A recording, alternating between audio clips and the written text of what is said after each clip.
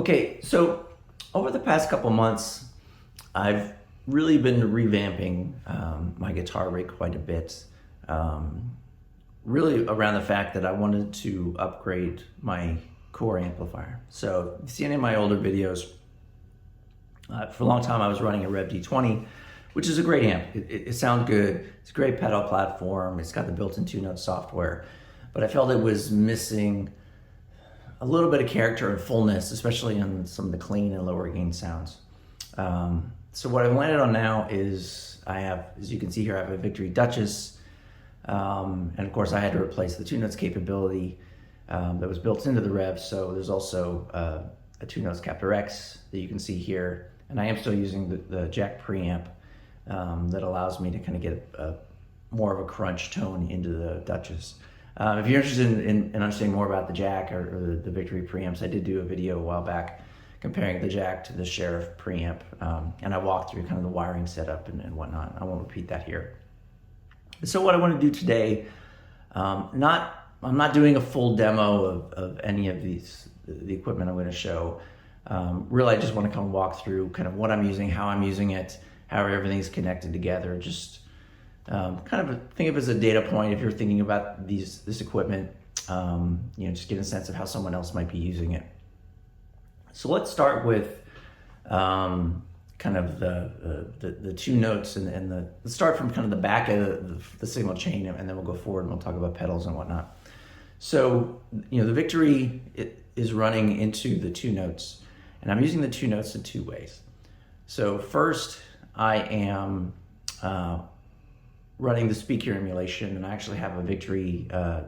It's the Duchess 4x12 cab actually. That's my speaker emulation.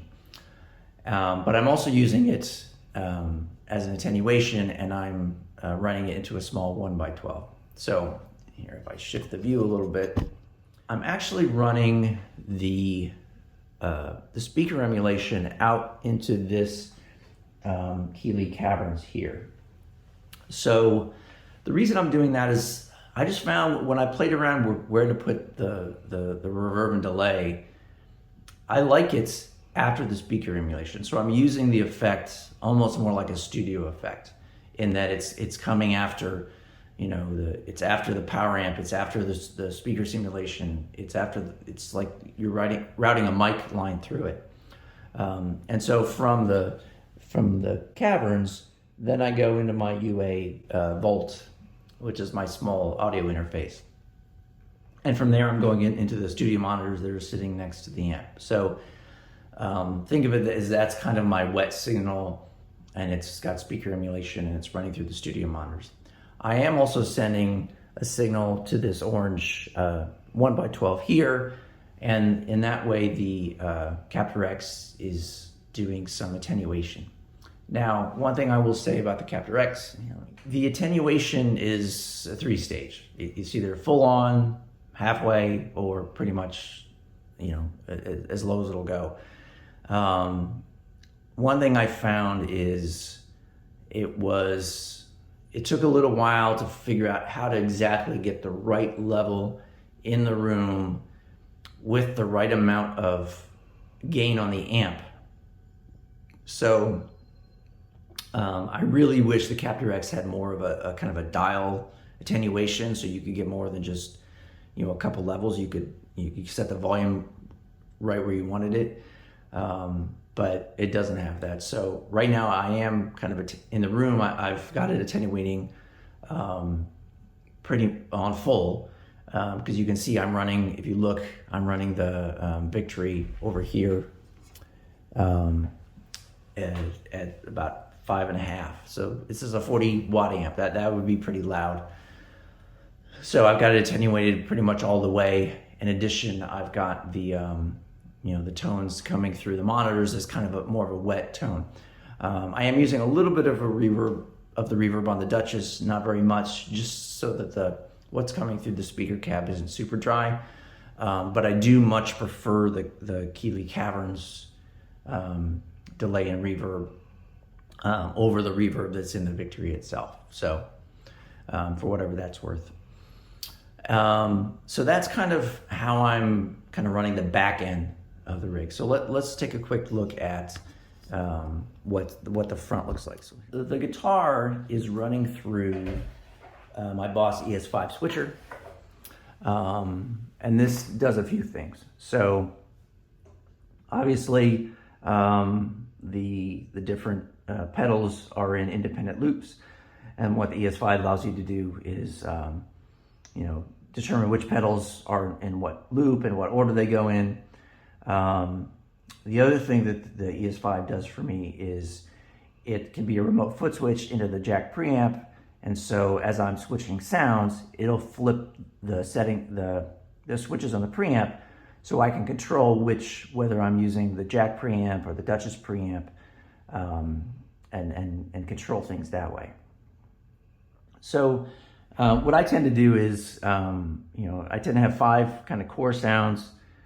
It's a clean tone, a low gain tone, kind of a rhythm crunch, kind of a boosted crunch, so for heavier rhythm, or maybe a somewhat of a lead, and then a kind of a full lead tone.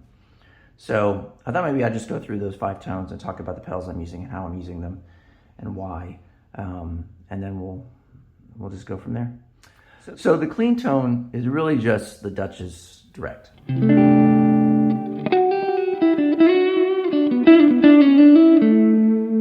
I am going through this Echoplex preamp, which is pretty transparent. It colors it a little bit, it adds a little bit of sparkle to the tone, but really I'm only running it because I'm using it to balance out the volume of the clean tone with some of the gain pedals, because without it, the clean tone volume was too low and it wasn't balancing well with the rest. But for the most part, this is just the Duchess straight.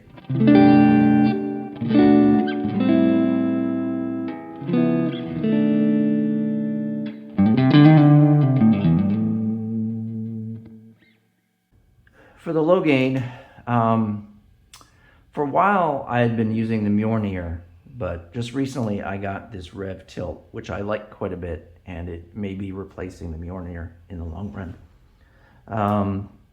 So one of the things about the Tilt, and I'm thinking I'll probably do a full video on the Tilt, but I had to move it down here to the lower part of the pedal board because I needed access to the switches, because you cannot switch things on and off from this because there's no way to do it.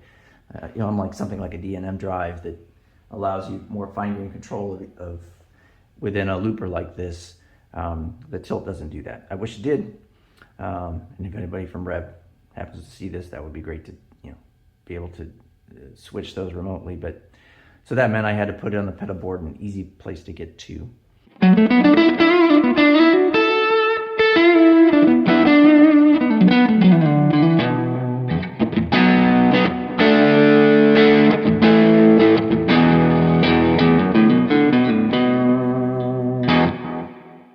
So I really like that tone. It works really well with the Duchess, and in a minute it works really well with the Jack too. So that works well for kind of a lower gain clean tone. This one is just pure going into the Jack.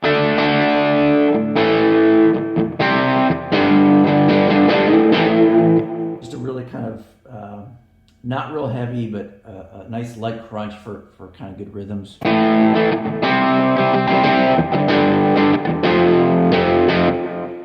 Especially right now I'm using my Strat, which is obviously not as high output of pickups as you would get maybe with a humbucker.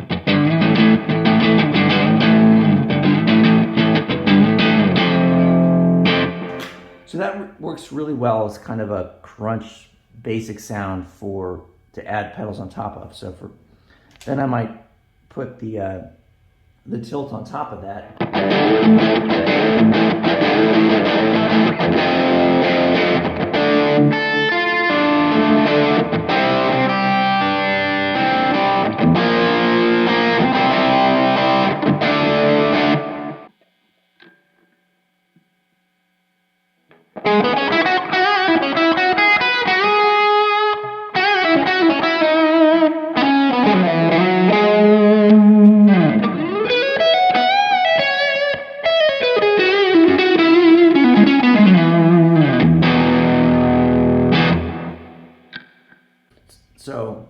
You can even use, just the boost side. It works really well too.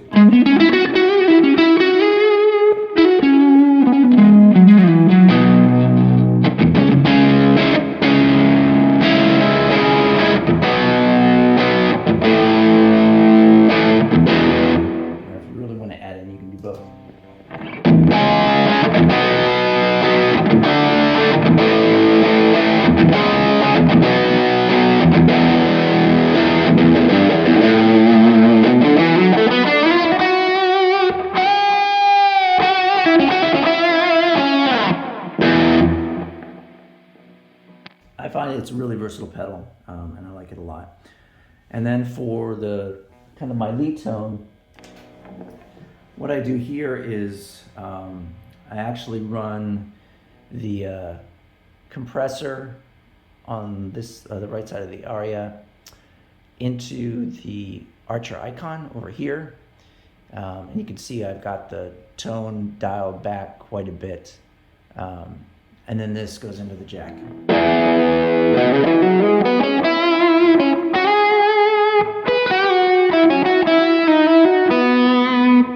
So I'm always going for kind of the Eric Johnson-y kind of lead tone, very rolled off, not a lot of kind of pick attack, a lot of sustain, which is why I like running the compressor first. That kind of smooths everything out, and then into kind of that mid boost of the Archer Ikon.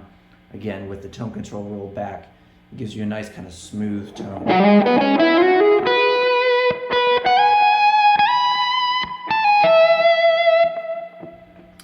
You know, if I want something with a little more edge to it, that's what, you know, that kind of boosted crunch tone will do.